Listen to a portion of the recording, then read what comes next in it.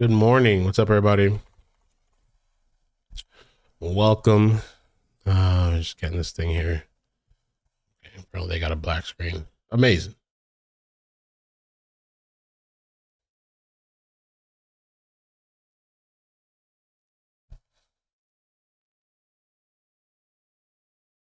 What in the hell's going on?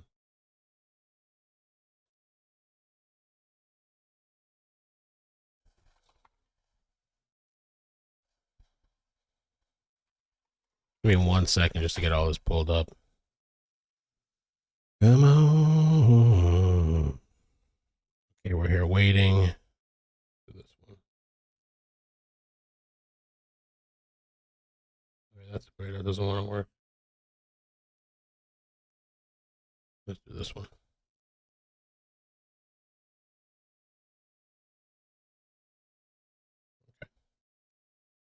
A little bit of trouble there. For some reason, one browser doesn't want to work. Good morning. Morning. Headphones on. What's up, guys? Thanks for coming through. Again, out of Lewiston, Maine. Again, I'm Giacomo Luca here for you on Live Now from Fox. We're going to go ahead and pull that shot full for you. And we are waiting for the latest update from authorities into this massacre in Maine. Leading to this guy's body, as we talked about yesterday, was found a mile, I think about less than a mile or a mile from where his vehicle was found.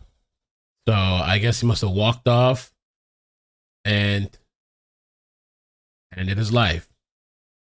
Hey, BL, Girl Scout Luffy. Good morning. Good morning.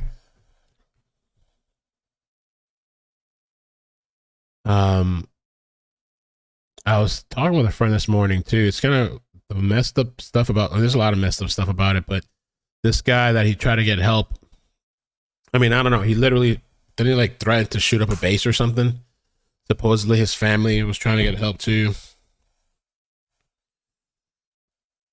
Or, I mean, I don't know how many failures were there? Something that maybe they could have maybe tried to help him. 1.1 miles away. Wow. Folks.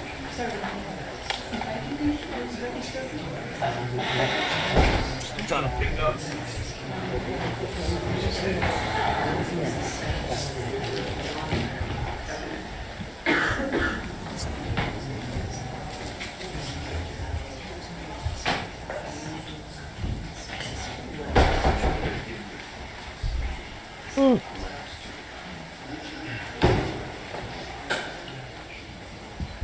Nothing. I got 2 channels, YouTube Shorts. Make sure you're subscribed to both places, please.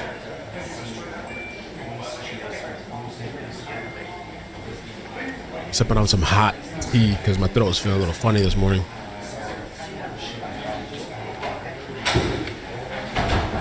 Yeah, a couple people thought he was dead. Well, a lot of people were saying that.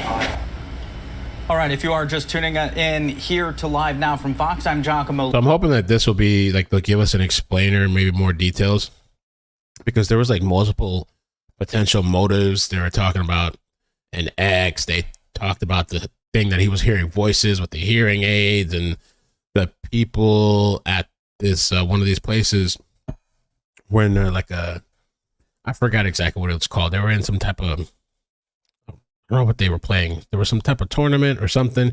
So one of the articles claimed that he knew that some of these people that he shot and killed, and that he was looking for his ex. And then something about the wife he divorced. I don't know, bro. So I don't know if they'll be able to find some type of clarification. Also, will they now tell us what was on the note that he left for his son, the actual specifics of it?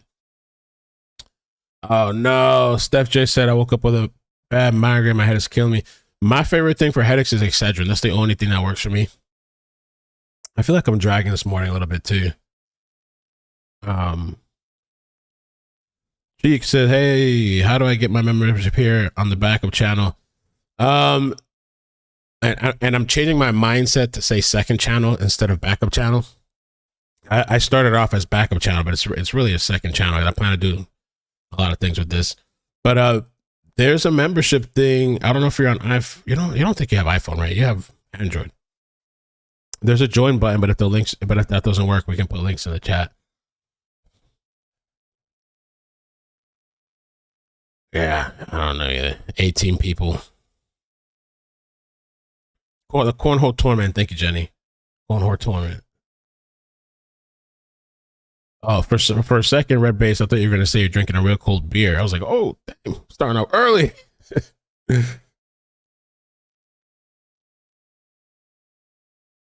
Yeah, Excedrin, like that combination of I think it's aspirin, Tylenol.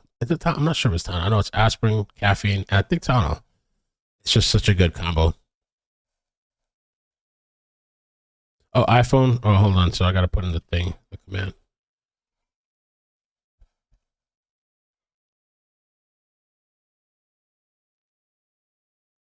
Oh, you're talking about Taylor? So Taylor said it really upsets me that they allow hunting today. Those communities are traumatized after witnessing a mass shooting. They do not need, yeah, they're doing hunting. And the guy at the press conference yesterday, he said that sometimes you'll hear that. Like, that's normal over there. You'll hear gunshots and stuff like that because of people hunting.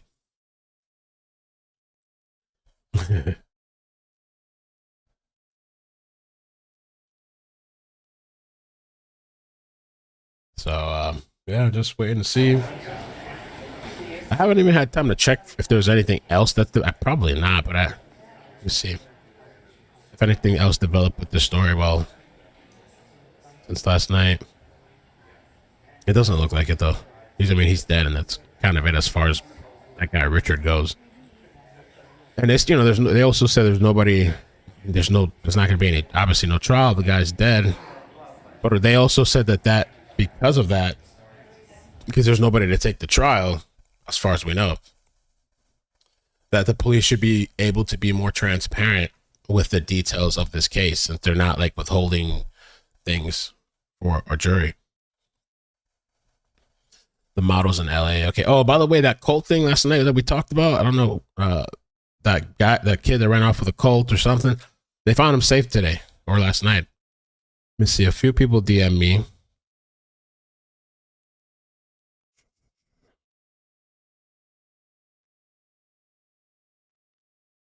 He was linked to. His name was Blake. I'm glad he's safe. I want to know what cult he ran off with, though. I want to know more information about the cult. That's not cult. Religious, blah, blah, blah. Crime Curious, thank you so much for becoming a member over here as well. Callie, 7 damn gypsy, you up early, yeah. West Coast.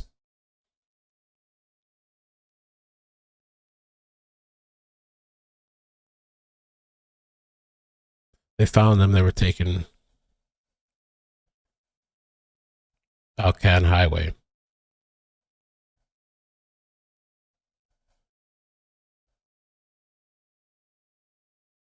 Oh, that's a good question, Jojo. What happened to the chick that was lost in the desert with her lizard? She's still missing. So there's this guy named SF Investigates. He was searching. It would be interesting to have him on sometime, but I don't know. We have so much coming up now. The trial today, though. I think the only thing I'm going to do today after this is chill and edit the video that I've been talking about for Monday and prepare for Monday, I guess.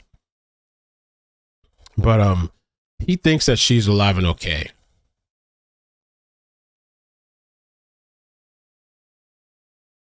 I mean, I don't know if I have time to show this right now.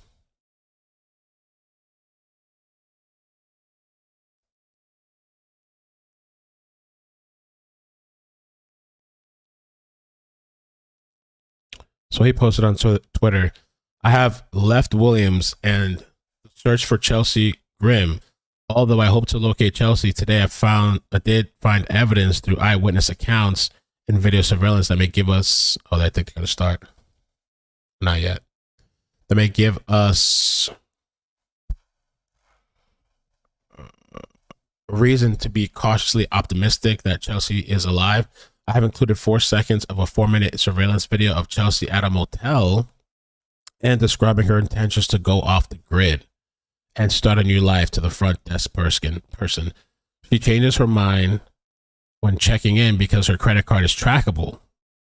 She comes back a second time and has another discussion with a female. This does not prove she is okay and that something did not go wrong in the forest, but it gives hope that she is trying to make a change in her life. It doesn't realize a large-scale attempt to find her is taking place. If that's the case, then this is not deception or faking a disappearance. This is someone who is suffering and trying to find a solution. I'm not going to show the full clip or full context of the audio. I have sent it to family's lead PI, as I'm concerned none of the time and effort spent searching for her would be wasted time if this happens to be the case. The surveillance is from September 28th around 11 a.m. Later that evening is when she is caught on body cam. All right, so I'll show the video after the 4 seconds he posted. It might be worth to do a short video on that one. There's another story I want to update as well. There's just so much, so little time. Stick with us. This is Live Now from Fox. What the fuck? What? All right, let me. Not the best time. I guess they don't have a choice. Sauce Chuck. Oh, they're doing a check. So for the consideration of the deaf victims and their families, we're requesting that the ASL interpreter, who will be here, is in your camera frames. Ooh. Please do so, because we have people in Maine and throughout the country who are watching this. So thank you very much. Thank you so much. Yes, I would love to. S-A-U. Oh, man. S-A-U-S-C-H-U-C-K.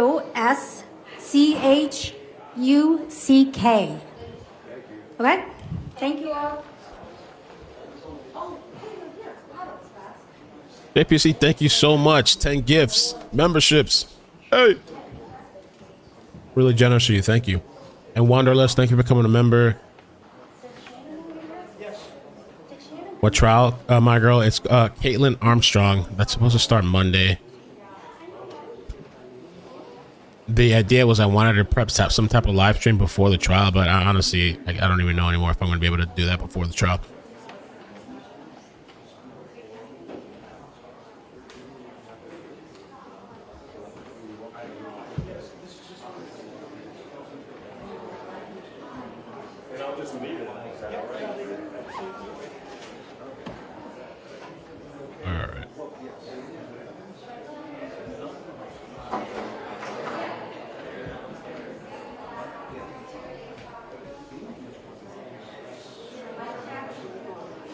Tweet this out.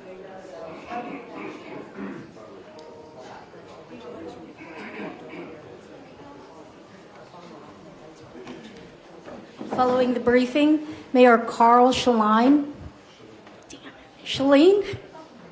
will be making a brief announcement. He's the mayor of the city of Lewiston. Thank you.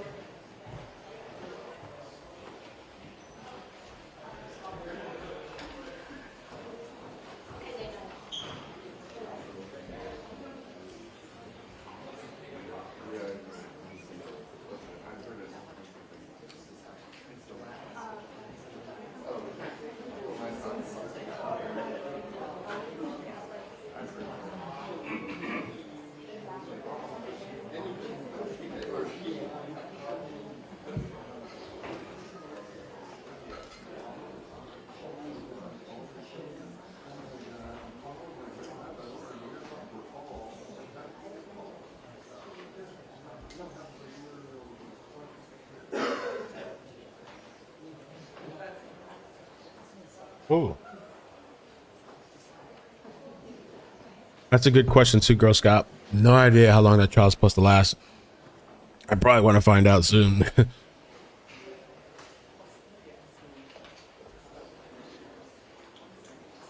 The presser hasn't started yet. We're still waiting. We're good. We're ready. Oh. I did.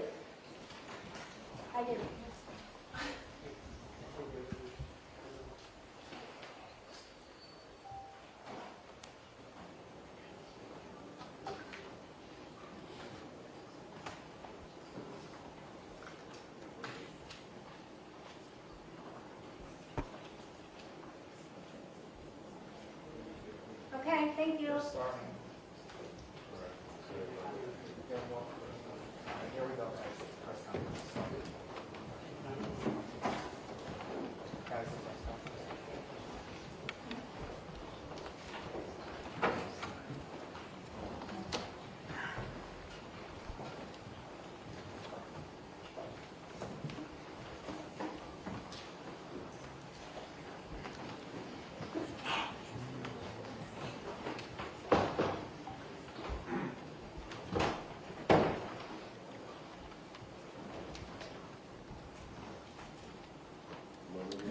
All right, good morning. My name is Mike Sawstruck. I am the Commissioner for the Department of Public Safety here in the lovely state of Maine.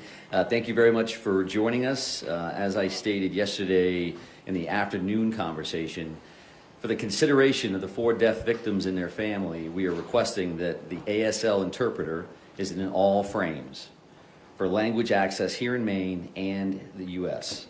They are grieving and have a right to know the latest information in ASL. Thank you for that. All right, we do appreciate your patience and your professionalism. I know you've been with us now for a few days away from your families, tucked in here with Lewiston working with us. So we're going to go ahead and kind of focus again on the operational side of the house. It's intended that I'm your only speaker for this morning. I suppose if we do get some Q&A that somebody else I think can answer readily, we'll do that, and we'll do the best we can for you. And for the state of Maine and the community here. So I do want to start right at 7:45 last night when Mr. Card was located deceased from a self-inflicted gunshot wound. And that did occur at the Maine Recycling Corporation, and that's at 61 Capitol Ave in Lisbon. And we're going to try to put that right up here on the screen. The audio visual is a little better than that chalkboard we had on day one. So this should show a map, a Google map, location of where the Maine Recycling Corporation is located at. And I wanted to show this. This is the primary reason that we're late, because we were trying to get this switched over from Google Maps to something that you could utilize. But when you look at this, there's a triangle here. That stop right there. Yeah, exactly. That triangle is, in fact, the Maine Recycling Corporation. And if we go down across Capitol Avenue to where that circle is, that's the overflow parking location where he was found deceased in a trailer. So, and I think that's important because we were asked some good questions last night that we did not have the answers to at that point. So that particular location was cleared twice previously, and it was cleared in that triangle. It was cleared where the business is located, and that was cleared by Chief McGee and the Lisbon Police Department and individuals there earlier, and a joint or a combination tactical team later in the afternoon. The owner of that facility did a great job because he was like, you know, this individual knows the property. He could be tucked in the back of one of these trailers because they're full of recycled metal and all this stuff. You could crawl over the top. Well, we cleared the trailers. We cleared trailers that are there on that business footprint. Nobody had any idea that across the street, across Capitol Avenue, there's an overflow parking lot, which is the Recycling Corporation property. So the owner was very diligent to say, well, you clear those trailers. Well, what trailers are you talking about? So then the follow-up is with the tactical team commanders to say, okay, tell me exactly where you were at. And then they were doing the same thing. We were looking at our timeline. We cleaned trailers. We didn't clear those. Let's go back. So the Maine State Police tactical team ultimately were the ones that located the body within one of those trailers. And this is a tractor trailer style. You know, you picture that 18-wheeler. This is what a trailer would look like, a box trailer, is where he was located, right in the back of that. Some of those trailers are locked. Some of those trailers aren't. So he was found inside one of those boxes that was unlocked from the outside. And then you can probably picture that from just your experience on the street, right? You've seen those kind of things before.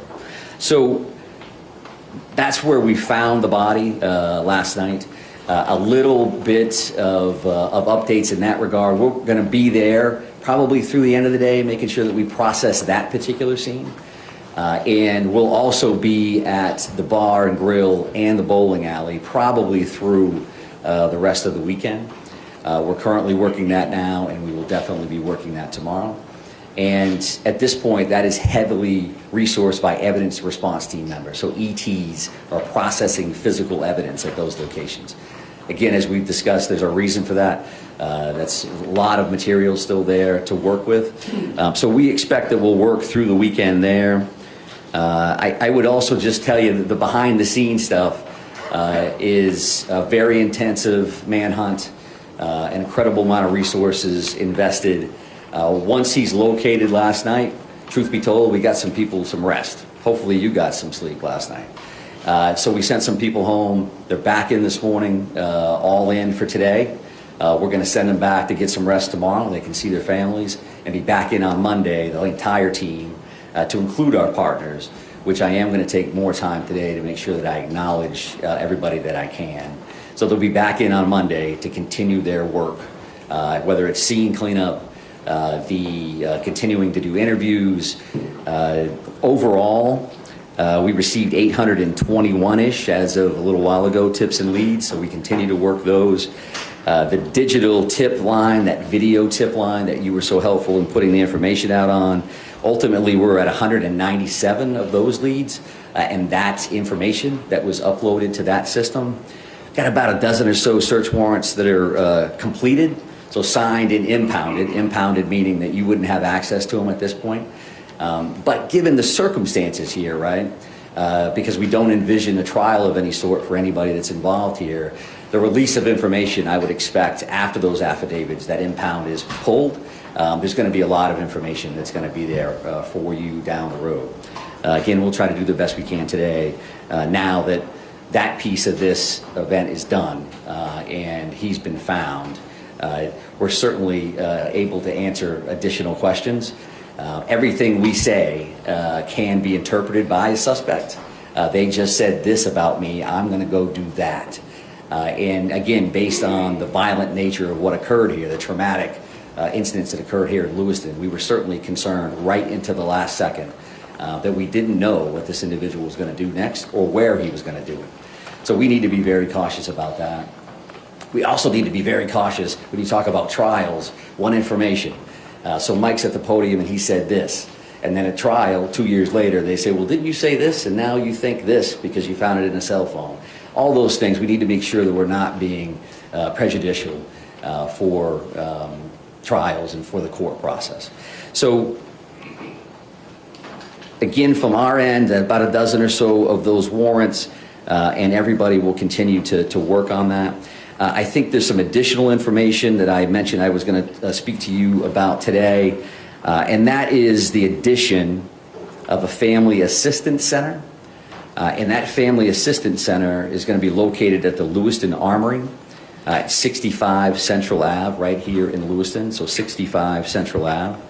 And that's intended to be a one-stop shop kind of thing, one central space for victims and their support persons to gather so that they don't have to make multiple stops for multiple different agencies to seek assistance. Now, this particular location is open for individuals who were present at the shooting site. So whether you were victim, physically stating that you were injured during this event, or you were there and traumatized, in either one of those situations, the Family Assistance Center will be a good spot for those individuals to go. I will say that this is probably, again, common sense, but the media will not be allowed to enter the Family Assistance Center. We want these folks focused on healing, not on, hey, am I on camera? What are people going to think? I don't want anybody to know I was there. So if you could do me a favor and help me out with that, that would be greatly appreciated. Now, that's the Maine State Police are working with the Maine Attorney General's Office, the Red Cross, and the FBI Victim Services Division, who have been incredible.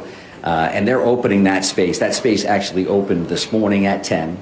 And they're going to be operational for the foreseeable future from 10 a.m. to 7 p.m. at the Lewiston Armory at 65 Central Ave. A separate location or a separate site providing mental health assistance, and that's going to be located at the Ramada Inn here in Lewiston, and that's created for the larger community. So again, as we've discussed, you have the scene, but the entire city is a scene, right? People that are traumatized, that I know somebody that knows somebody that knows something, or I walked by that, I've been to that bar before, I bowled there, that wasn't my night. But you want to talk to somebody about that. That's going to be at the Ramada Inn. So you're not necessarily a victim, a specific victim of what occurred, or somebody that was present when this occurred.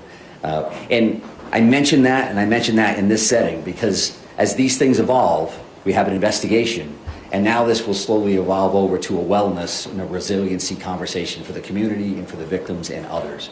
And that's the information that we want to make sure that folks are getting, so that they can receive the help that they need. I would also say that once we clear these scenes, and I want to make sure I acknowledge this individual, Mike Halloran, who's a retired law enforcement officer out of Mass, owns a trauma service cleanup company.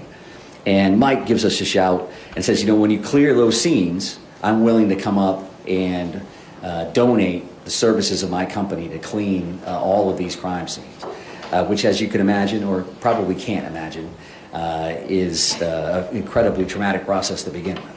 So we clear the scenes. We have all the evidence that we need.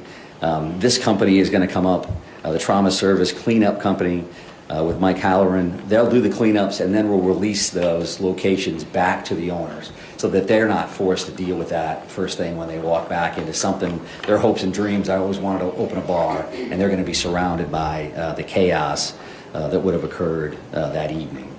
So that will be the next steps there. So that's probably early next week.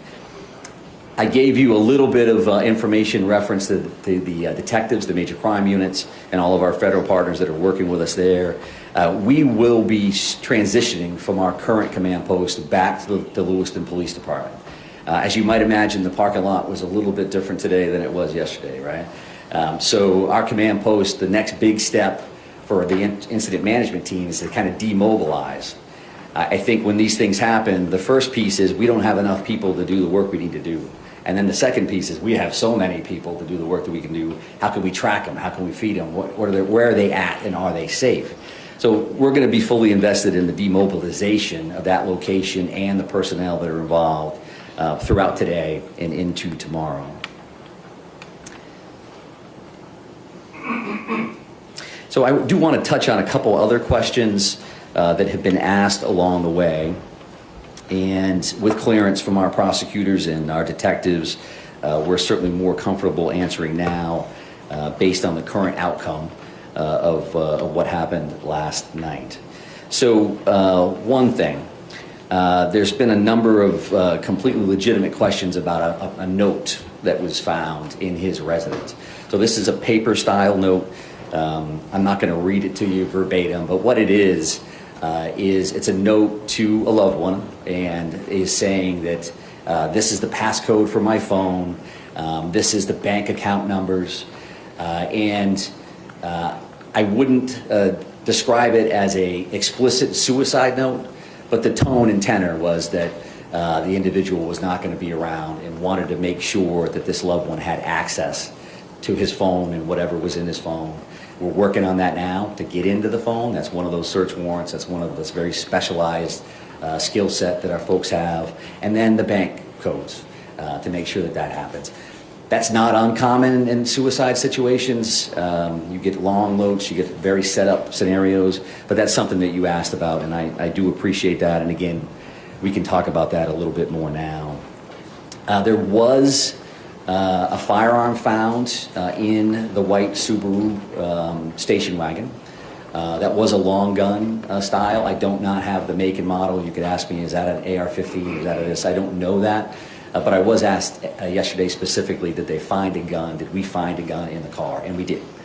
And that was a long gun. And to my understanding, that was the only firearm that was found inside the car at that time. I would expect, again, based on the investigation and the outcome, that when these impounded affidavits are released, there'll be search warrant lists, and they'll have all kinds of stuff. What did we find, and how many of this, and how many of that? So that'll be much more detailed. So did you find guns in the house? Did you find guns on him? So that is something that we've been asked about, and I wanted to make sure that we covered that as well. Another question that I've had some conversations around this morning. You know, if you talk about, is there a motive here, right? I think clearly there's a mental health component to this. We still need to do some research around trying to get access to certain records and things of that nature, which again, you could probably imagine is not just as simple as just calling somebody, hey, can you send me this thing? But what I would say is, based on what I've heard through conversations this morning, I don't see, or I'm told that we don't have access to any forcibly committed for treatment information reference to Mr. Card, okay? So you can volunteer, as an example, to go to a facility and seek treatment for months on end. But if you're not forcibly committed to seek that treatment, and it's very specific to treatment, right? Not forcibly taken for an evaluation. An evaluation is completely different than treatment. So there are a lot of very specific criteria around firearms, and are you a possessed person, or prohibited person rather, and what that looks like. So in this scenario, we have not seen to this point, I have not seen to this point, that Mr. Card was forcibly committed for treatment. And if that didn't happen, then the NICS check, you could go into a firearms dealer who does all of their work, and the background check is not going to ping that this individual is prohibited. And something that's incredibly important for us to say, and for me to say, and I find myself saying it on a regular basis, just because there's appears to be a mental health nexus to this scenario, the vast majority of people, the vast majority of people with a mental health diagnosis will never hurt anybody.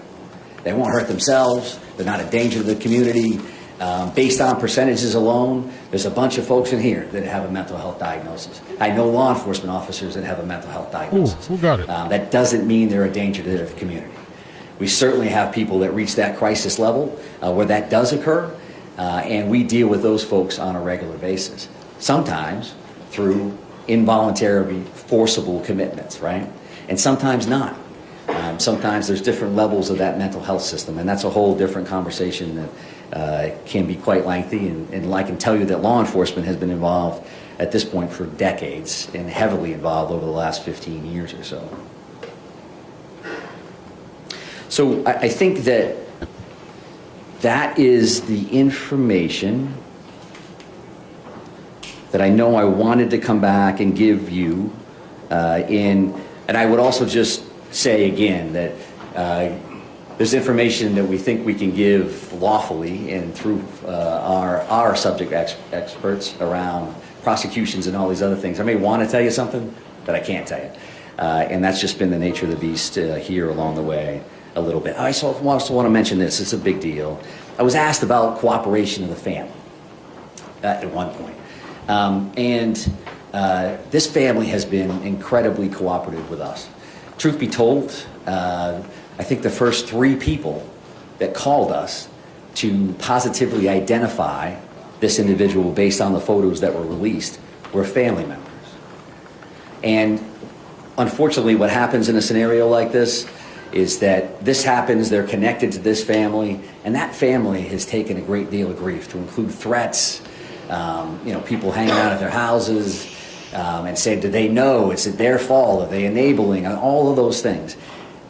Our investigation would have been incredibly, it would have been detrimental if they didn't come forward immediately to let us know who this individual was. And how difficult a decision is that to make when you've lost this many people? It's not that difficult, but you can imagine that my family member was involved in that traumatic event, and I want to let people know. So that they should be acknowledged in that. Again, I won't specify exactly who the family members were, but as a whole, we found them to be very, very cooperative.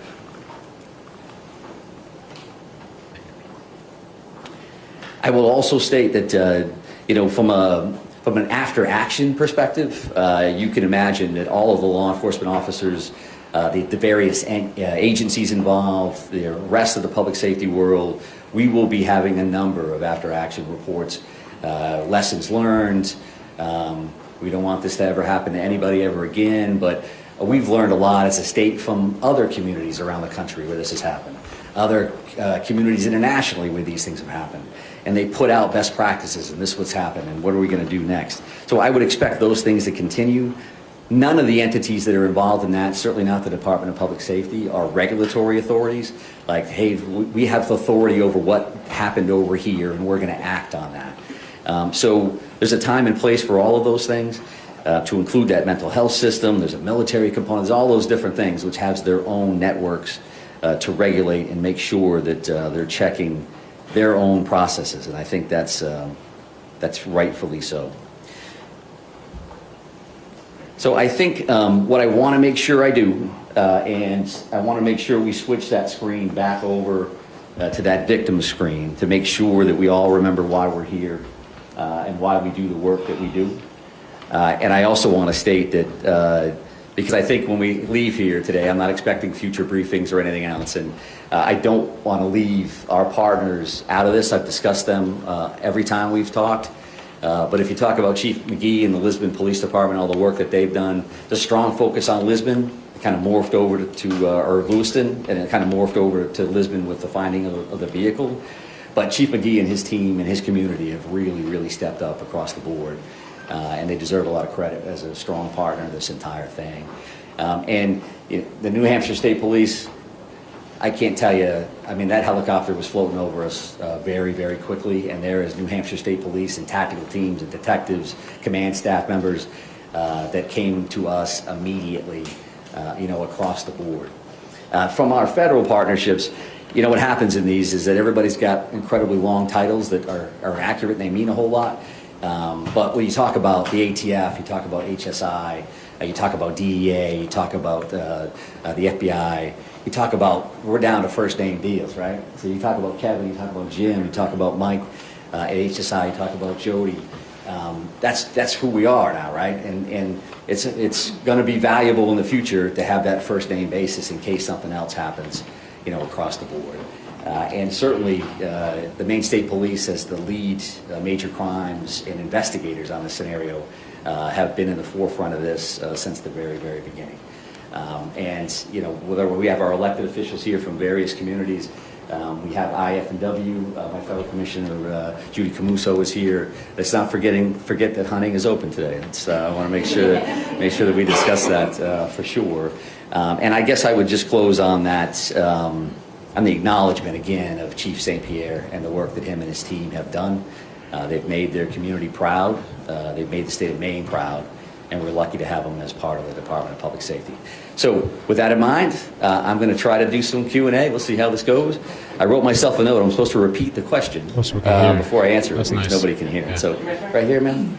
Yes, we talked about the victims who were killed. What about the victims who were injured? What's their current condition, and can you identify any of them? I can't identify any of the victims at this point. My understanding is the last update that I received that there were 3 people in critical care, and I don't have any more specifics reference to the remaining 10 in that scenario. And as you might imagine, these individuals passed away because of this crime. And these other folks have to live with the rest of their lives. So I'm not sure that they want to be identified in the sense. We've had victims' families with media members and others parked across the street. They feel nervous. They feel scared. So we're not in a position that we're going to identify them. And sir, right here? Yeah. Based on what you've learned so far, why did the suspects target the bowling alley and the bar? I would say that the mental health aspect of this, there's a piece of that. Where there's paranoia, there's some conspiracy theorist piece that I think what I've read and what I've seen is that the individual felt like people were talking about him. It may even appear that there were some voices in play here. And we don't believe that any of that is accurate. I think that led him specifically back to those 2 specific locations. And it also led us to where's he going next? He used to work here, he used to be there, and what's that going to ultimately look like? So I think that's a valid question. Right here? Local Commissioner, can you go back to the recycling center? What was the suspect's connection to that facility? Was he a former employee? There was an employment relationship there at some point. I don't know if he was currently employed or not. And I don't think I'm in a position to answer that. I would kind of lean towards the business owner and he's been part of this very forthcoming that got us back to that location to check. So I don't want to speak on his behalf of exactly where Mr. Carr's or what his status was at the end. How long was he deceased? I don't know that yet, and I think that comes down to the autopsy in many ways. They say, he passed away of this, cause of manner of death, and then they'll be able to give a range of some sort of how long he's been passed away, but I don't know how exactly tight that's going to be. But, sir, did you have a question? Yeah. That was the one. All right, perfect. That's a trooper. Yes, ma'am. Details on the discovery of the body, if there's apparent self-inflicted gunshot wound, the stab, the condition of the body when you found it, the actual discovery of finding him in that trailer? Yeah, sure. So, from a discovery standpoint of the status of the body itself, when you're talking about a few days, there's not a great deal of decomposition in that time frame. So it was a self-inflicted gunshot wound. I will tell you, there was a couple of firearms found at the scene. I won't be able to tell you exactly what that was. The one picture that I saw looked like he had the same sweatshirt on that he had the picture that we put out at the bowling alley. That's appeared to be the sweatshirt that he was wearing at that time. He was found closer to the sliding door component of the trailer, so he wasn't buried back further. When that happened, when he took his own life, I don't know the answer to that. And again, we'll probably have a range-ish from the medical examiner's office, but not something I know right now. Right here? Can you help us understand anything that you know about his bereavements, how he was able to evade so many law enforcement partners for the amount of time? He was dead. Yeah, super question, right? So again, That's all you a admitted bit of to. an anomaly from a scenario, right? We have two locations. He escapes both, parks his car someplace else. I want that picture to stay up there, but if you looked at that Google map from the Lisbon location, but I'm going to screw up the boat launch terminology again. What is that again, Ryan? It's the Spanish River Bridge boat ramp, which is the entrance to the paper mill trail. So that trail actually runs from that boat launch all the way along the Androscoggin River, and you can see it on that Google map. So that comes all the way down along the river, and then that overflow parking lot is there, again, next to a business that he's familiar with as well. So there is a natural connection. Is that planned? Is that not planned? Is that a location of convenience?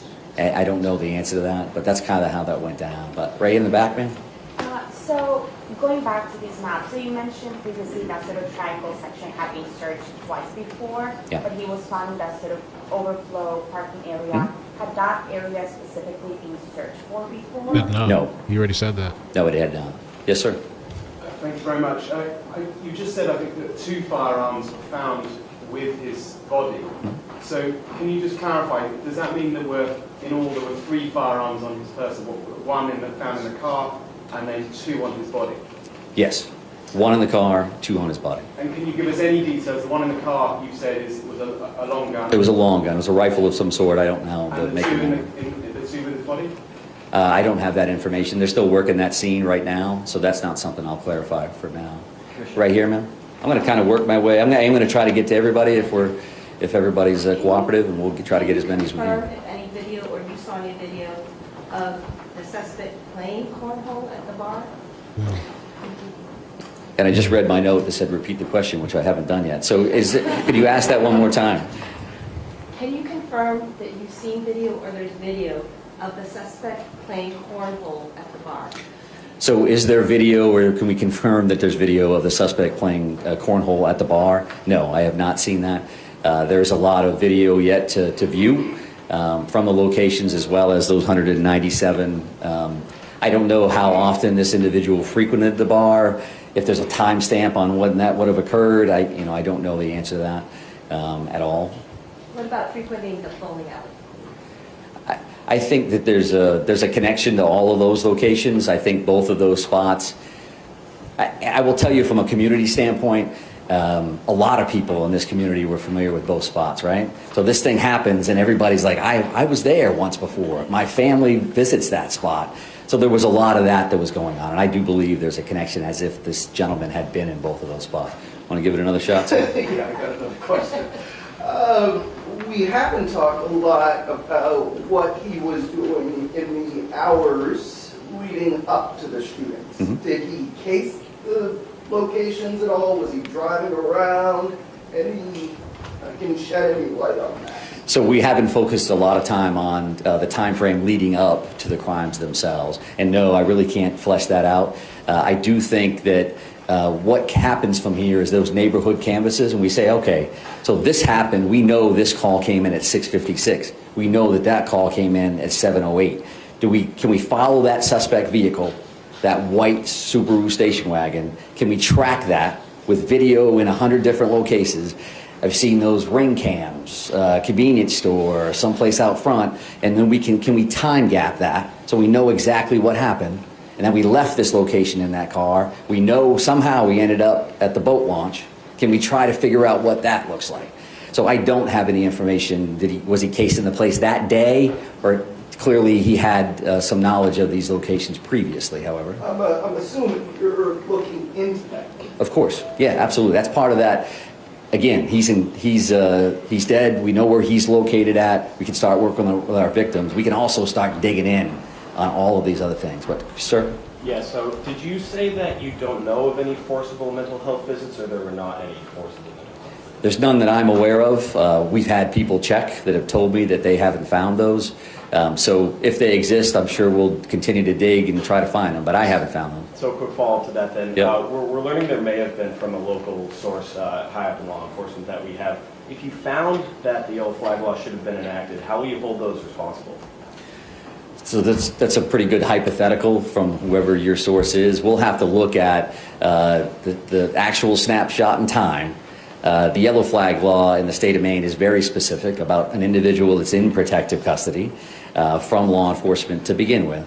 And do we have probable cause to believe that they are in possession, they could be in possession of dangerous weapons? So if we meet those criteria, then you can take an individual in for a yellow flag assessment, a weapons restriction order assessment. And at that time, your criteria change from likelihood of serious harm to likelihood of foreseeable harm.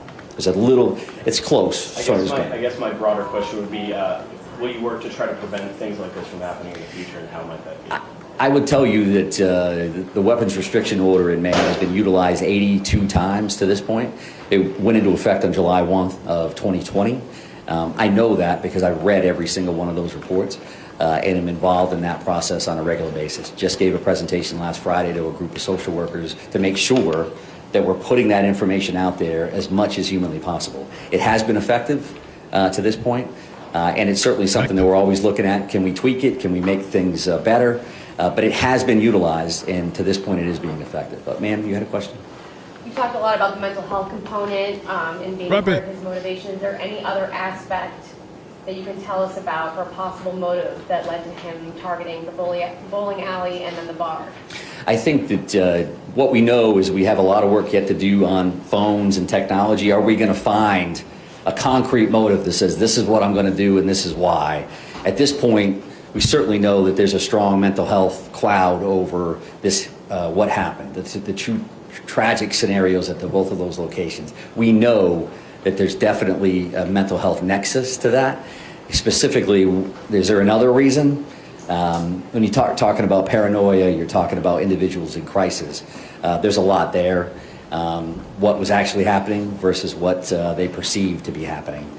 So all those things are definitely on our radar. But in the back, ma'am, and I'm going to come up to you. What was the status of your search before you found the body? Did you have other leads leading you to this parking area, or was it just the owner of the recycling center saying, hey, and when did he tell you guys to look in that parking lot again? And then can you also confirm that you believe he walked the trail to the parking lot from the boat ramp? So the two questions there, did we have additional leads, reference to the overflow lot where he was ultimately located, and can we confirm that he walked? Number two, we haven't found a vehicle or any other, a bicycle or there's no other information to lead us believe that there was anything but walking down. I suppose something could happen to lead us in that direction. So there's whatever that is, 800 and something leads and tips. The primary reason that we were back in that location is because, I will say this, from a community policing, from a relationship standpoint, the owner of a business calls his police chief and says, hey, I want somebody to make sure that they're clearing that. that's good cop 101, right? They have an automatic connection with somebody in your community. That's why the additional follow-ups occurred.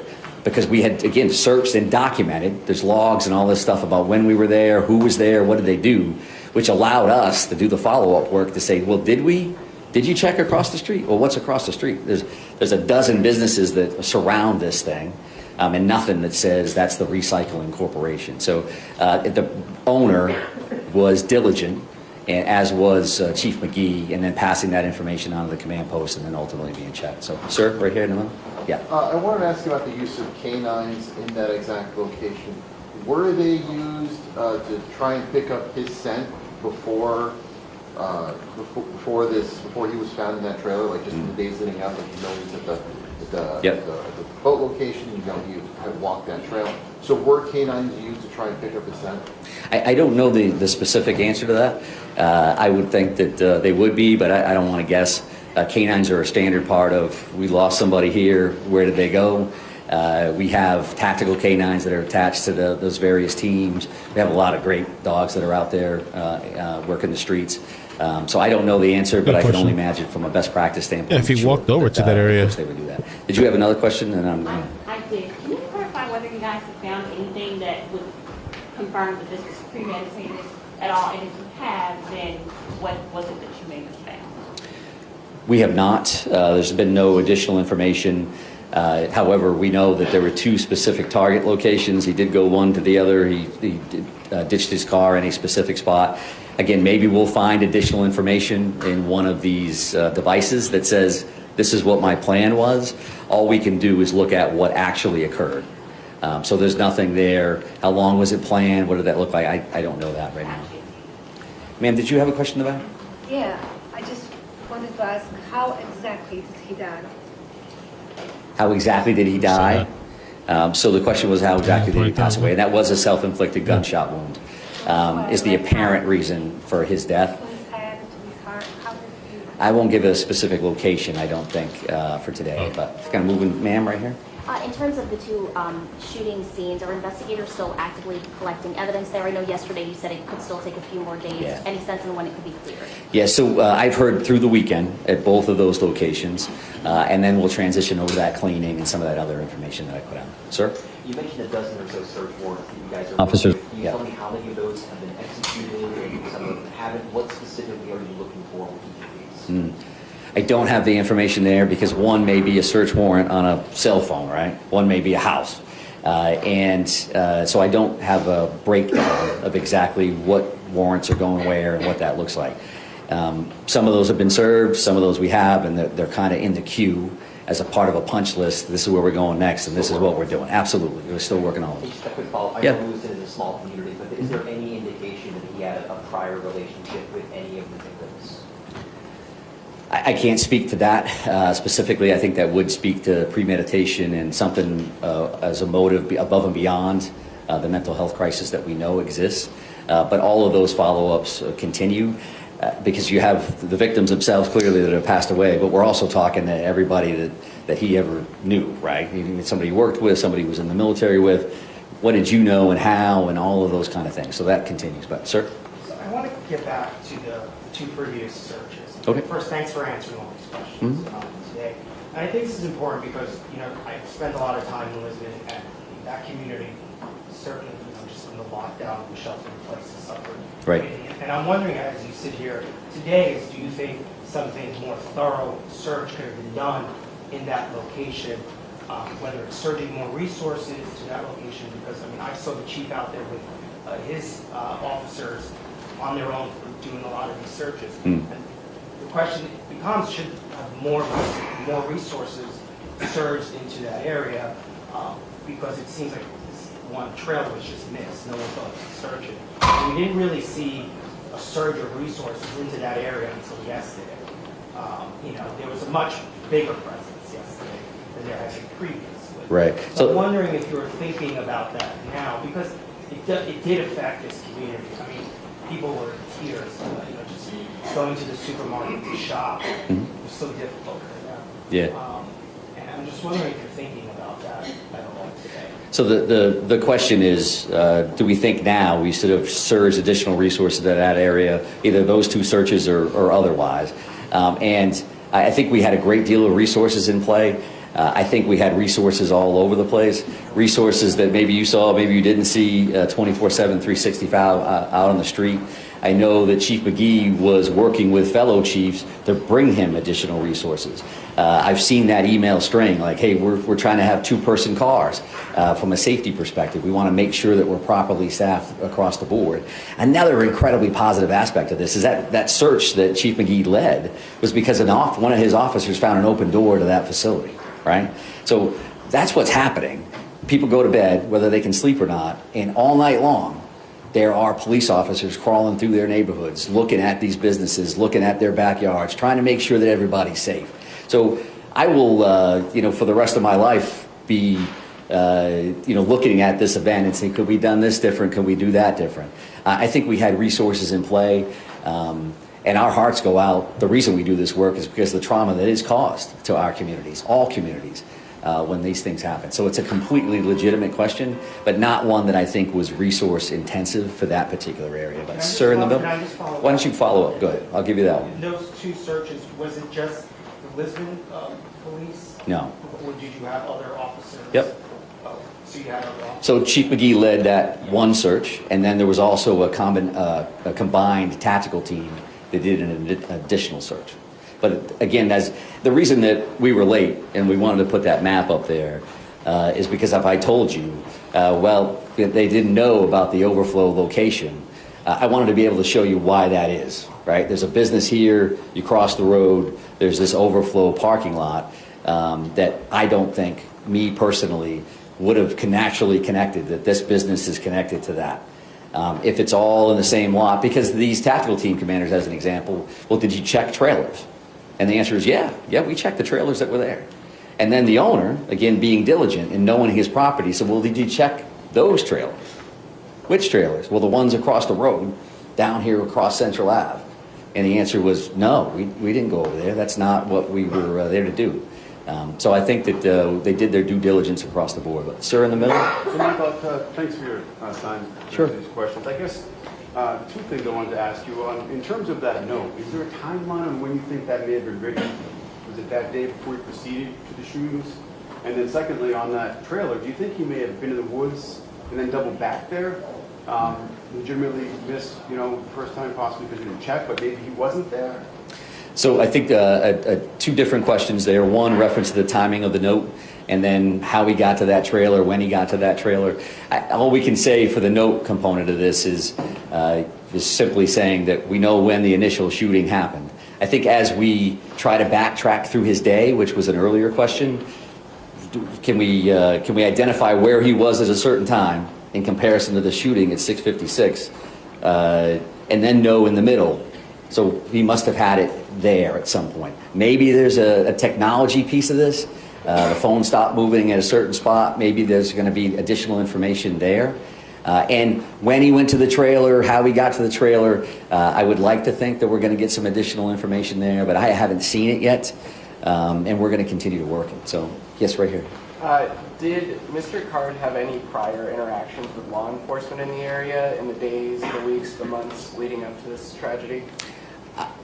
Somebody has told me that there was an OUI investigation from like 2007, but I'm not going to go in depth because I don't know enough about that. I don't want to lead you astray or give you the wrong information. And that question was reference to interaction with law enforcement as well as criminal history. But, sir? Commissioner, thank you for taking the time. Sure. A question for the ATF. Can you either tell us or tell the commissioner so he can tell us the make and model of each of the 3 firearms that were recovered and whether Card obtained them legally? So I think that the reality is we'll have that information as part of the search warrants and as part of the investigation. I don't have it right now. That's my failing, not the ATF's. So I won't need the ATF to tell us what the make and model is. We will go to the ATF, however, to say when were these firearms purchased and who purchased them. And we'll know that initial component. That's a standard check that law enforcement do every time that a firearm is involved in an incident or crime or anything. I appreciate that, but Yep. the ATF is standing behind you and they provide that. They can give you the same exact answer if you like. Oh, shit. Oh. Would you like to answer that? Oh. So as far as the firearms, as far as I don't want to misidentify models or makes, but what I can tell you as far as the firearms that have been recovered, that they do appear to be purchased by him. And legally purchased. Legally purchased. And was this 10 days before? Legally purchased. We have some information that he purchased it, some days before. Yes, some days before, there's been a number of firearms that have been recovered as part of this investigation, and some of them have been purchased very recently, and some of them years and years ago. Yes, sir, right there with the hat. Yep. Yeah, just a quick question. How many trailers are in that overflow lot, and do you know how many were locked and unlocked by any chance? 55. So it's 55 or 60 trailers that are parked back there, and I don't know how many are locked versus how many are You have to unlocked. go through each one of those. I'm sorry, you have Yep. to go through each one of those, and how long did that take to go through it? Chief, I don't know. So I think the reality there is that these officers in the first 3 trailers located him, but the tactical team ultimately located him, and I think that 3rd trailer. But do you have a question here, man? This is between where the car was found and where the body was found is just about a mile, as you know. Can you talk about when you searched that woods trail and when you twice cleared the business? So I don't know, Chief, as far as you're clear, do you know you want to step up and answer that? So as far as the trails, we located the car and a perimeter was set up, as you can imagine. And I actually think it's less than a mile, give or take. But you can imagine where that business was that we spoke about tonight. That's a large industrial park. We're not just talking about a small area, we're talking large industrial park. But I can say that there was numerous resources from state police, all the local agencies, all the sheriff's departments across the state of Maine, federal agencies. We had helicopters in the air over that vehicle moments after I arrived, and I was the 2nd officer on scene. I can tell you that we flooded that area with resources. Someone brought up a question about canines. One thing with canines is we don't want to hinder scents. And I'm not going to get into all the details of the investigation, but I can assure you that there was a lot of teams that searched the area. On top of, I'll add one thing, on top of it being an industrial park, numerous different businesses. Obviously, there was one business that we were interested in, and our tactical teams did clear that building at Maine Recycling. And as he pointed out, there was a open door that was found that one of my officers found on the overnights again, and we cleared the building again with several agencies. But I'll just point out this: why this is all going on, we have to also understand everything we do is a methodical approach, and we got to be safe. We got to make sure our officers are safe. But we're fielding hundreds of calls at our comm center. There was also the tip line that I heard today how many calls came in there. As you can imagine, it was an astronomical amount of resources being used across our community. Not everybody's in marked police cars. Not everybody's in full uniform. But there was a lot of resources from across New England that was here, including helicopters, moments after I arrived on scene when that car was located. So we used every resource that was available. And we were, I think it was this gentleman down here asked me, how long are you going to search for? Or do you expect to find him? Every officer there wasn't going home until we found the individual. Just to follow up, the commissioner said the business is twice cleared. Was it twice cleared on Thursday, once Friday, twice Friday? When was the business cleared? So Maine Recycling was cleared Thursday. It was cleared on Thursday. And then my officers, trying to think, I had like 3 hours sleep over the course of a few days. But it was in the middle of the night. I'd say it was 2:30, 3 o'clock in the morning. My officer found it, and we activated everybody to go to that area and got other resources. I was in constant contact with state police tactical team throughout this. I was in constant contact with Lieutenant Keaton from the state police, did an outstanding job. Greg Roy from Maine State Police, outstanding job communicating information back and forth. My hat's off to the state police, because direct communication to me on my cell phone was great, and it was a coordinated effort. Everybody standing behind me from the federal level, Homeland Security, FBI, ATF, there was boots on the ground throughout the whole thing, assisting our agency. We all had a common goal to find him. It took 2 days, but we found him, and everybody could sleep good last night. So. Just to clarify, searched on Thursday, then after midnight Friday? Yeah, I can't remember It would have been, yeah, I can narrow down the timeline. I don't want to give you the wrong timeline, but it was hours after. It was in the middle of the night when they found it. So, yeah, that would be about. The business owner called you? Business owner actually called our agency. We ended up speaking to him. I followed up with him. I have spoken to him. Yes, that is correct. I have spoken to him. He did reach out to us with that information. Correct. What time was that? Search trailer, this trailer that may not have been searched. Not trailer. I mean, he's got an overflow lot of 55 to 60 trailers full of crushed up plastic and metal. This isn't a lot that's just all empty trailers. So I'm not going to get into more of the details on that. I mean, realistically, right now, we should all be really thinking about the victims. You know, we also should be, you know, the suspect's family as well. We're very forthcoming to law enforcement. But, you know, we have all our national news and media partners here. And this tragic event that happened, that hats off to Chief St. Pierre and his agency. But right now, we want Maine to be remembered as the community that came together after this tragic event. I was on my way in this morning to this press conference, and I'm driving through Lisbon, and I see people walking the streets, people sitting on their porches, people waving thumbs up.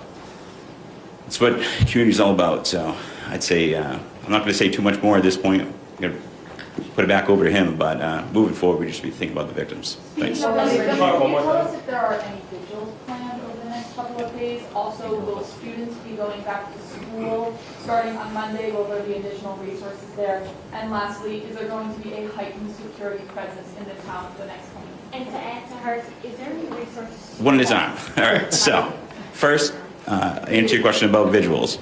I do know one that at 6 o'clock tonight at the Rumbo site in Lisbon Falls, there's going to be a candlelight vigil being held there in Lisbon to remember the victims that tragically killed in Lewiston.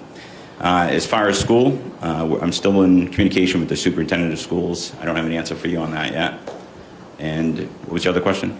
The other question was, is there going to be a heightened security presence? Yes. Yeah, we have multiple extra officers on, yes.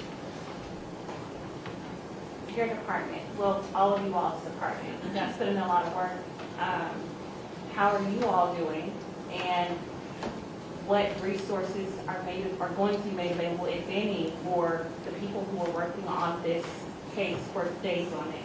I can tell you that personally, I can speak only for myself, but NAMI in Maine, as well as every crisis counselor, has reached out to me from my department. We are scheduling debriefs for my department.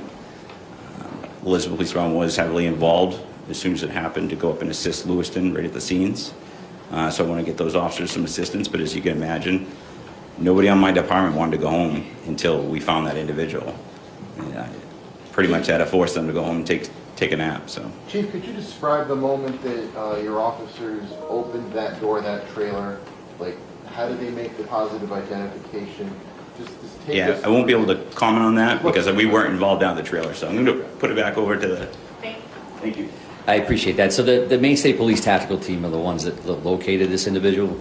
And again, because of the appearance, the facial hair, the clothing, the circumstances, they were communicating back to Major Crimes, who was communicating with the Attorney General's office, the medical examiner's office. What are we all comfortable with in order to ID this individual positively and say, so we can come and say that this individual has been found and he's deceased and this is how he passed away. So that part of that identification process is pretty standard, and that's the process that we followed here.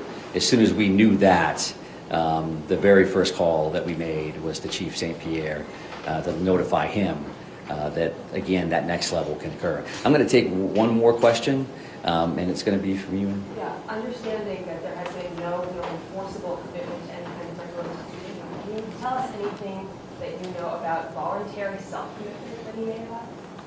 So the question is stating that there's no forcible commitments. Do we know of anything that's on the voluntary side?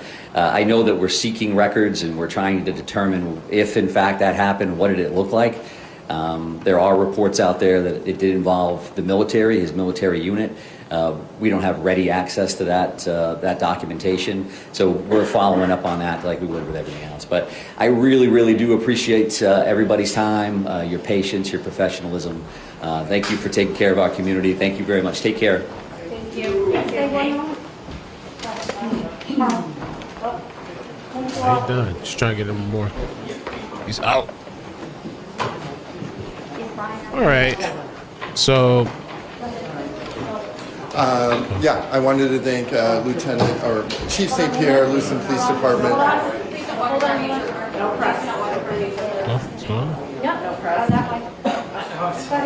I wanted to thank Chief St. Pierre, Lewiston Police Department, Commissioner Shashchuk, Maine State Police, and all of the state and federal agencies that helped us through this.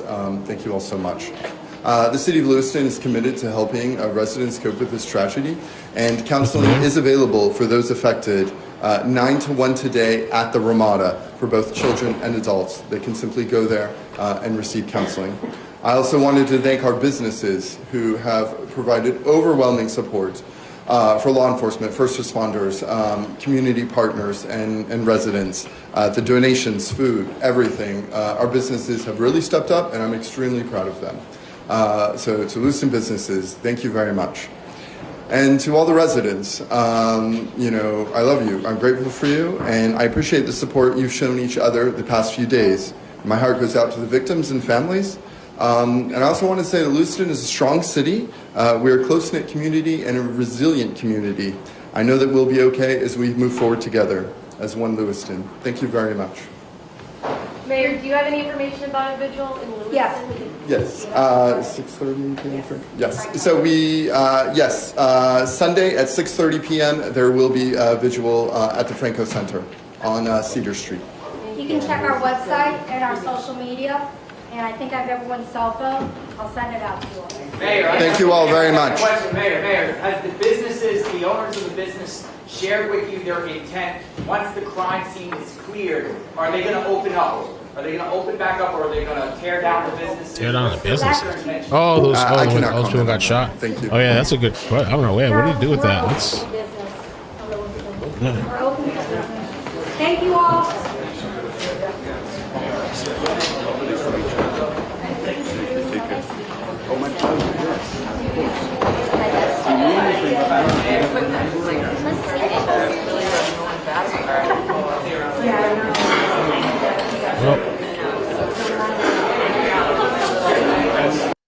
That recycling center, so let's say, yeah, he was about like 1.1 miles away or something from where the vehicle was found. That's what they were asking about those canines too, kind of like, because this is like the recycling place, but then I guess he was like back here towards all these, I don't know what they are, trailers, crate, or whatever that is. And so he was like pretty close the entire time. And it's because that business owner called that they went and checked back there. The other thing I wanted to show something else, then we'll head out of here. So this thing, when they were talking about voluntary or involuntary committed,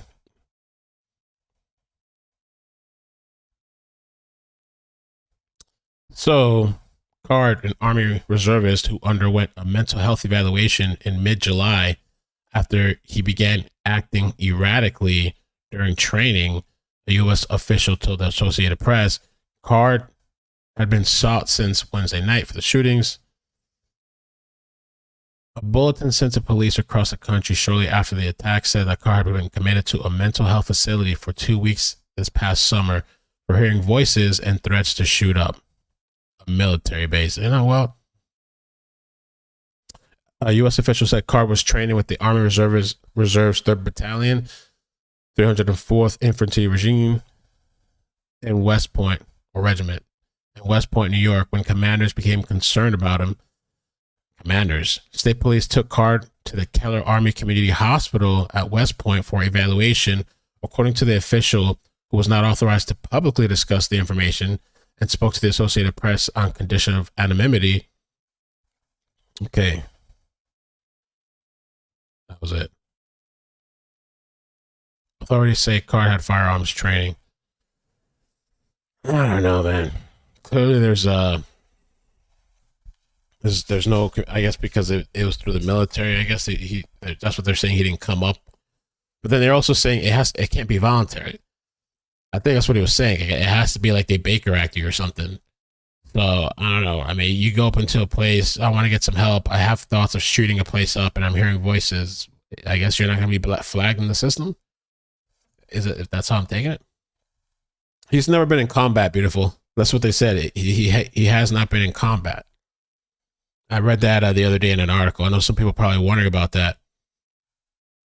So it's not like he's been going to war and like shooting at people or getting shot at.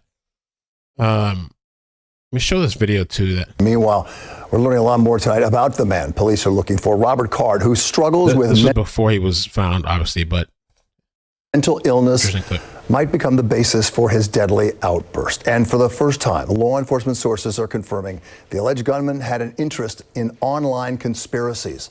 Eyewitness News reporter Tom Negavan digging deeper into that part of the story. He's in the newsroom for us. Tom. I don't know what specific. There's a bunch of people into online conspiracies. Officials telling us more about his mental health issues, recently saying he was hearing voices, at one point allegedly threatening to shoot up the base where he was stationed. And tonight, they say they've already learned a lot from tracking Card online. As the search continues for 40-year-old Robert Card, law enforcement sources are confirming more details about his background, including his online habits and an interest in conspiracy theories on issues like a possible financial meltdown, gun rights, allegations that Democrats engaged in election fraud in 2020, and conspiracies about COVID-19. We know more about those red flags raised here in New York. Card command directed to have a mental health evaluation at West Point, which experts call a sign of the system working. The good thing was that he did get some treatment, and they did identify these mental health issues and did try to help him. I suggest that you go. We have an active shooter, and we're not sure where he's at. Tonight, they still aren't sure.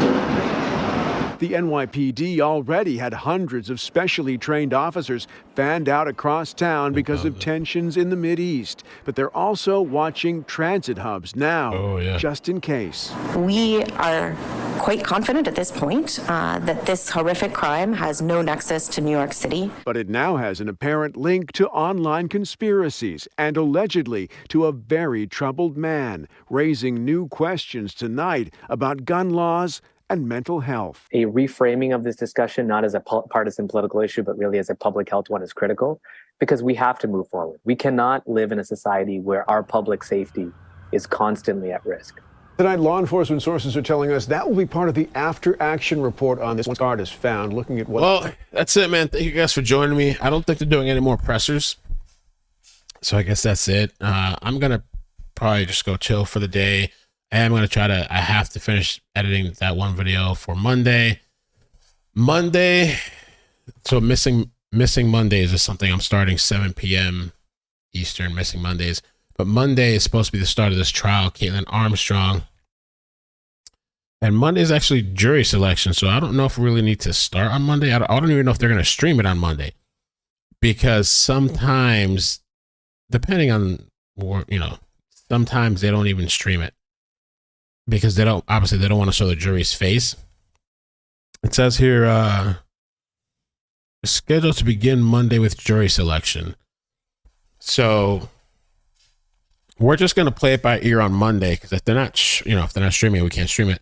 Or if maybe they start later in the day. I don't know how long jury selection is going to take. Is it going to take one day, a couple days, a week?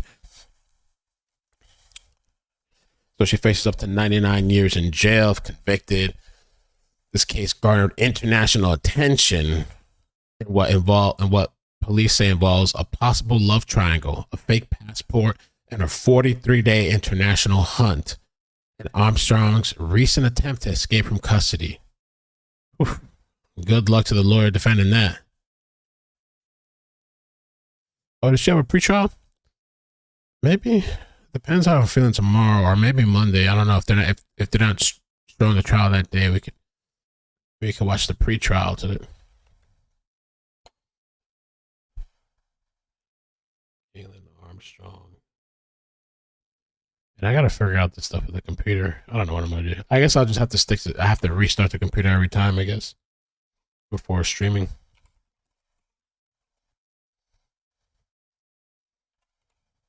Let's see. Pre-trial.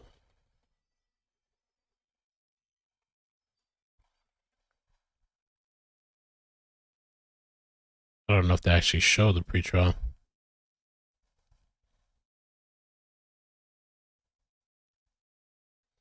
We'll look into it after. See, I don't see anything so far. But all right, man. Thank you guys so much. Please make sure you subscribe. You know, if there's a chase, of course, I'll come on. I think in the future, because I'm kind of figuring out this, you know, the second channel where we're at right now. I'm thinking in the future, so maybe there's a little bit less confusion. If I start covering something in one place, we keep it to that place. Like, for example, the manhunt. A couple of times I bounced on the main channel, which I don't regret because I think a lot of people there still don't know about this. But I think like for consistency and even flowing, you know, if something, wherever I started, I should just kind of stick to it so people know where to go.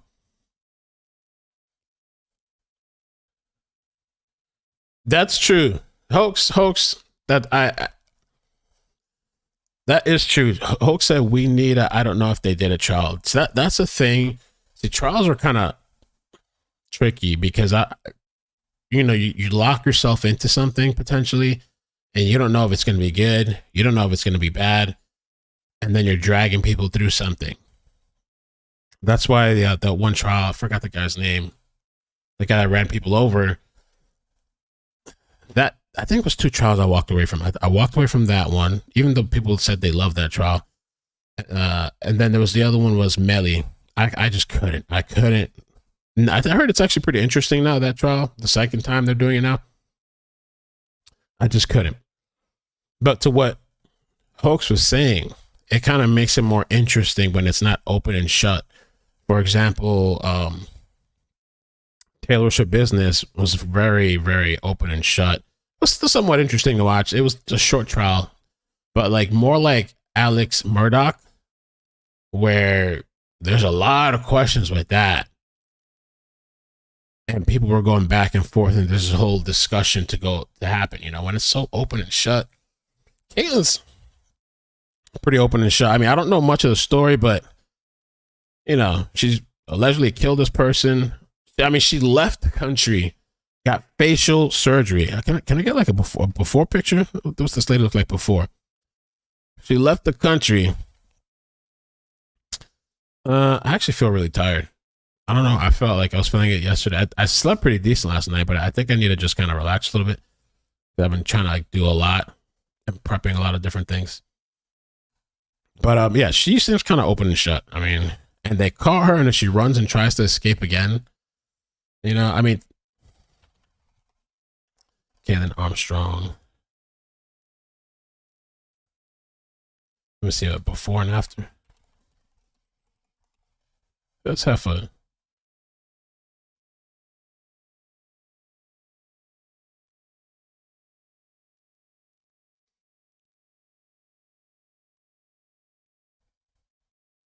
But as far as open and shut, though, the Letitia Stout trial, that was pretty open and shut, but that was actually really, really interesting and sad.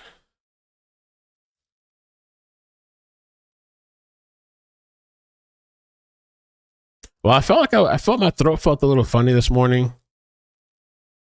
I mean, the tea kind of helped out. My throat did feel kind of funny this morning. And I don't know, yeah, I just feel like heavy, kind of like tired.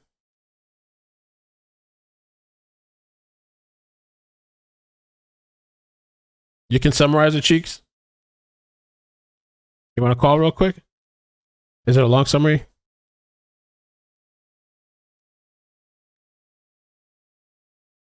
So the bitch was jealous and she killed the other villain.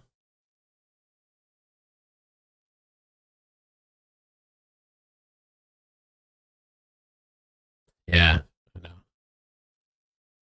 Well, I don't have the baby this weekend either till Monday, so I'll be able to kind of chill and relax. The bicycle case, yeah. I don't know. I don't know if I'm dressing up. I got mad at these LED wings. I just need to get her something else.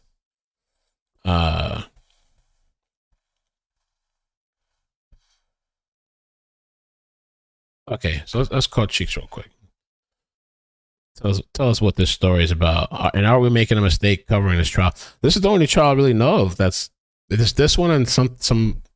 I forgot the one. Some Markle trial starting too. Let's call Cheeks.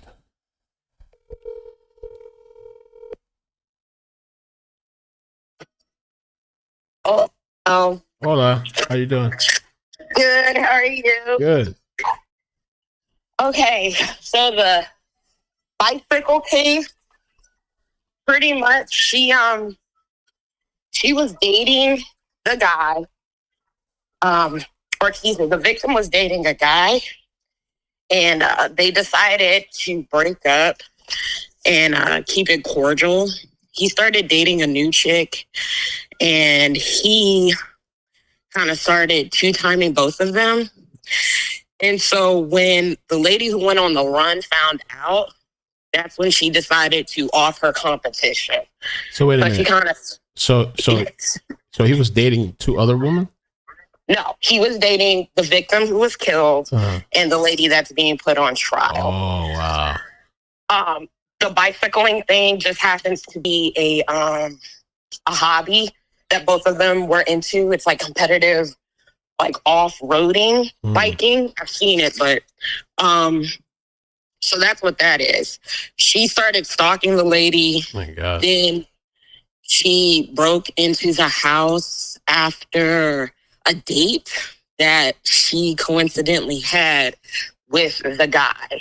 The guy, of course, doesn't get mentioned in any of this because they believe that he didn't really instigate this, but that's why he's not really being put on it. Of course, if you ask people are like, he's definitely instigating this. He should be held accountable for something. So why is saying instigated?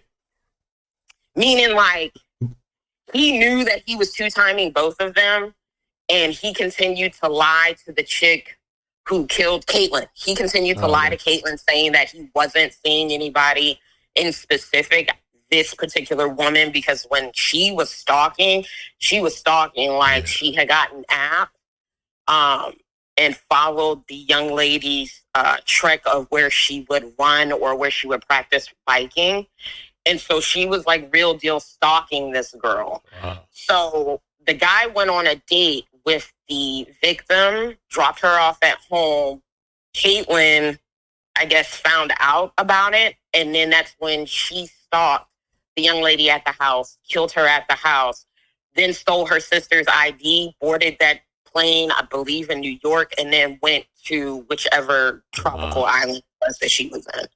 So yeah, it's not too hard to summarize, but it truly is something of a love triangle.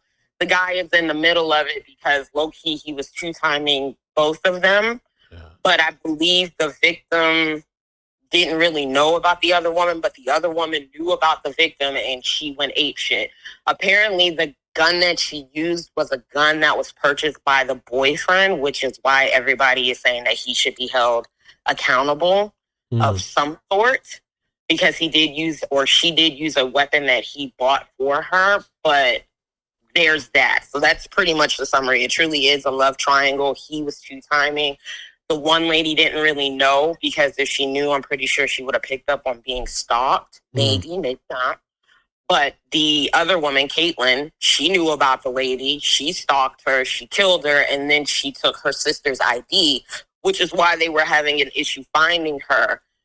Like on the flight manifest, she wasn't using her real name. She wasn't traveling underneath her real name. She had actually stolen her sister's ID, hence why she did the surgery, so she could look more like her sister. Wow. And then that's when they caught her in the tropical island. Yeah. So it seems pretty open and open. Yeah, it does. I wonder how long the trial's supposed to be. We gotta find that out too. I don't know. But I think you also need to do your due diligence. I think you need to look into that California story. I think you need to. That sounds like some serial killer shit too. What? The one that I texted to you, the 3 models in LA that have been Oh. killed, found dead in their apartments. Oh, wow. It's definitely given serial killer vibes. They've been popping up on the news over like the past month and a half, I believe. Okay.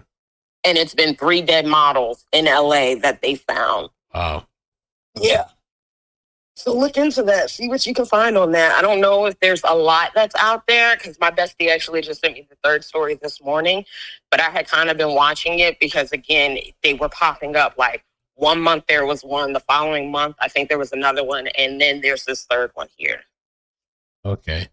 But do you know anything about that is it Markle? Markle. Why does that name sound familiar? They said the trial already started, but Markle. Was it what Mark? I don't remember. I thought it was Markle. I hear Markle and I think Megan, and I know that.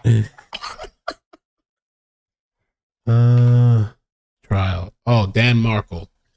Murder for hire. Oh, the murder for hire in Florida. He was the FSU professor, I believe. And his baby mama was the one who got him killed with the help of her brother. Is that the one that you're talking about? I think so. Tallahassee? Yeah. Yeah. That's all. What I find weird is that that's a really old case. Like it happened, I want to say in the early 2000s for it to be coming up. But I haven't really been following it. I just know the backstory on it. He was a good guy, but his ex-wife, I think just because she didn't want to get screwed out of money from divorce, like with him not paying, she hired some people that worked for her or worked for her family's dental practice because she comes from money. And it's a murder for hire. They drove from like Miami up to Tallahassee to kill him. Okay. So that trial's happening right now, apparently.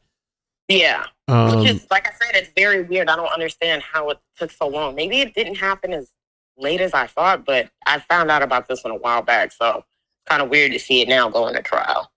And there's another one I think happening too. I think somebody in the chat, Crimes Have Consequences, she said the eye drop trial. I forgot the name of wasn't he like trying to be killed or something, or eye drop trial. I've heard of this too, and I'm thinking it might be the lady who dropped the Visine. There's a couple of cases like that that's happened where people have dropped Visine in people's drinks, and it's honestly caused, like, people don't realize that, you know, we all thought it was fun and games, and we saw it on Wedding Crashers when dude was holding on to the toilet throwing up, but apparently, like, you can have a volatile reaction to it and clearly cause death because there's been a couple of cases where that shit has happened, where people have quote-unquote poisoned somebody's coffee or something like that with some Visine drops. I always wanted to try it. Thank God I never did. And what about this Charlie Adelson thing? Charlie Adelson. Why does that sound happening familiar? now? It's a trial going on. Let me see what happened with that. Somebody told me it's actually kind of pretty interesting, right? The trial. Charlie.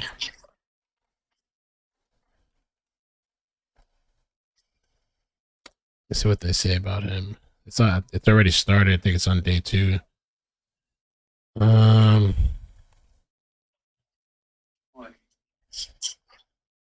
It's a Florida story just after 11 a.m. Oh, this is an old story too. Right. I got this down the cost. Maine controversial trial accused of hiring trio to kill ex-brother-in-law. What? There's another murder for hire thing? I don't. Is that the listen, don't let me quote it, but that almost sounds like the Markle thing. Oh, it is Dan Markle. Oh. Okay. Yeah. Because I told you, her family comes from money. Like, her family owns a dentistry. And so her brother, a.k.a. his brother-in-law, I'm sorry, our puppy's going nuts. Her brother helped her hire these people. I think a girl that he was having a relationship with in the office, he had asked her if she knew some thugs to try and take out his brother-in-law. And I think she got, like, her baby daddy and his friend to drive up from Miami to come and kill Dan. So if I'm not, because her whole family is, like, intertwined in that. Because, like I said, they come from money. They didn't want her to lose out, I guess, on a divorce settlement and child support. And that's what it was. She was just being a greedy bitch. All right. Yeah, well, so thanks. it's weird. I told you I don't know why I know all the backgrounds of all these cases. Yeah, I might have to hit you up whenever I decide to figure out what we're gonna do next. But yeah, but definitely look into that California thing. I Yeah, was yeah. later on For today. sure. This is definitely interesting. Like I said, it's been happening over the last couple of months, and they don't like to automatically label it a serial killer, but it's like, from how many more people do you have to string together to say that there's something a little hinky over here? So look into it. All right. Thank you. All right, good. All right, bye, Mel. Well, I don't know. Maybe we'll do a poll as far as Caitlin Armstrong. Because if not, we can just keep doing. We can just keep doing different stories throughout the week, every day. Like Monday through whatever. If we don't do a trial, because I've always been kind of like really selective about trials. Sometimes though, like I was like, oh, if it's just a week, let's do it for the week. Maybe we'll see something. But let me see. Caitlin Armstrong trial length. Oh, let's see. I don't see anywhere. Maybe somebody can look into it. If you see anything, let me know about how long. Because to me, I was kind of like, I've never been that into the story. I know back then when it was happening, people were like, wow. And I think it's just maybe because in the moment, the craziness of this woman killing somebody and running off and changing her facial appearance. But I guess we need to find out how long. I'll look into that model thing, possibly this week coming up. And like I'm figuring all this channel stuff out in my head. So like the main channel, well, obviously we're still going to do stuff there. So I think like when we cover this missing person stuff, or even like, for example, the model thing or whatever else, we'll definitely go there. But then definitely chases over here. I might still do the manhunts here too. I don't know. We'll just have something different here, but still keep doing what we do over there. Something like that. Okay, thanks, BL. Yeah, if you could check on that, that would be good to know.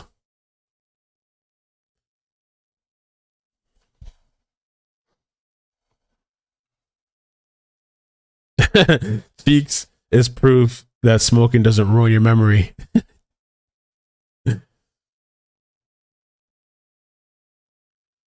Live Life Full says, yesterday I was watching a video that they said that one of the models was stuffed inside a fridge. Holy crap. Yeah.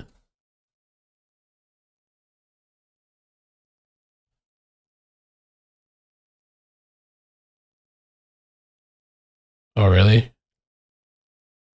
Oh, and of course, too, November 16th, the sentencing for Faraday. Boy in the box. So he's going to be sentenced, and then they're going to give us the date for Tracy. I don't know if we'll watch that or not. So, yeah, I'm going to go rest. I'm going to go relax. But yeah, I'll be around. If there's something breaking or like a chase or something, I'll come back. If not, I'm just going to chill for the rest of the day. All right. Love you guys.